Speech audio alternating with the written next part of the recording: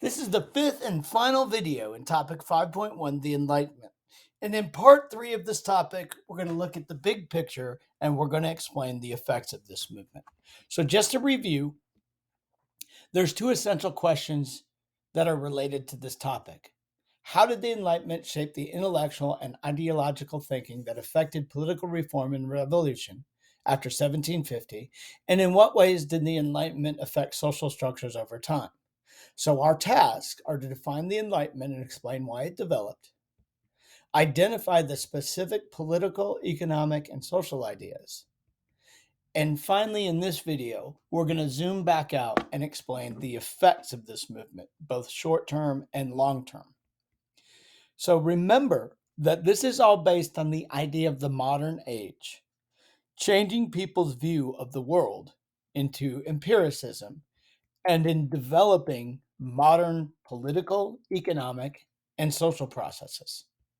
That the Enlightenment was an 18th century intellectual movement that used empiricism to attack the traditional religious and traditional based political, economic, and social processes and promoted ideas within each process that promoted individualism, freedom, and self determination. So, what we're really saying is that the Enlightenment is going to attack the old political systems, first of all, being absolutism, and later, generally, the systems of government that we've talked about since 1200, specifically attacking the mercantilism of the maritime empires, and finally, the social organization, gender roles, and the integration of people of different ethnicities. So, this leads to the development of what are called isms. Isms, very loosely defined, is an ideology or a set of ideas that are used to propose new political systems, new social systems, economic systems, cultural systems. For example, when we talk about all the political changes sponsored by the Enlightenment, this is going to be known as classical liberalism. Classical liberalism takes the ideas of the social contract from Locke, the ideas of a written constitution, the ideas of Montesquieu, Voltaire, and Rousseau, and combines them in a government that will promote individualism, that will protect people's rights, and give people self determination.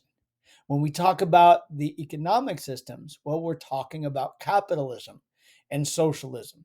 Now, I did go a bit into capitalism. Socialism, we'll get into a little bit later in the unit. When we talk about social, we're talking about feminism and we're talking about abolitionism.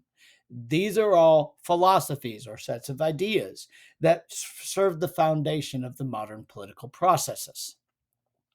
So when we specifically focus on the political classical liberalism, we're creating a government that promotes individualism, rights, and self determination through the idea of a written constitution that set forth Locke's social contract in which people give up certain rights in exchange for law and order that protects their rights and the ability to replace or overthrow a government if it misuses their power.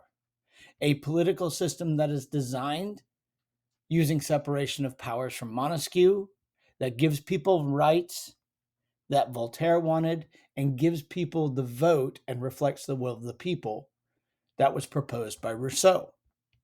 When we talk about economics, we're attacking mercantilism in that we're promoting economic freedom, prosperity, worth, and getting over the government controlled. When we talk about social, we're talking about the patriarchal society and the rights of women, and we're talking about slavery, which is going to bring in feminism and abolitionism. Now, ultimately, all these new ideas are very, very drastic changes. This is why we call them revolutionary. Now, people are going to disagree on the extent of changes. Those who are a little bit more conservative are essentially going to be, hey, let's change very slowly. Let's not change everything. While those that are more liberal want drastic changes. So this is where the political revolutions in America, France, and Haiti and Latin America come from. But also, the economic isms are going to lead to the industrial revolution. Remember when you defined revolution in the topic 5.0 activities, you basically defined it as long reaching and drastic changes in the processes that govern people's lives. Now, the revolutions would be the short term. The long term is going to be the modern political processes such as republicanism and democracy, the capitalism we use today, and the social organizations that we use today, the equality between people.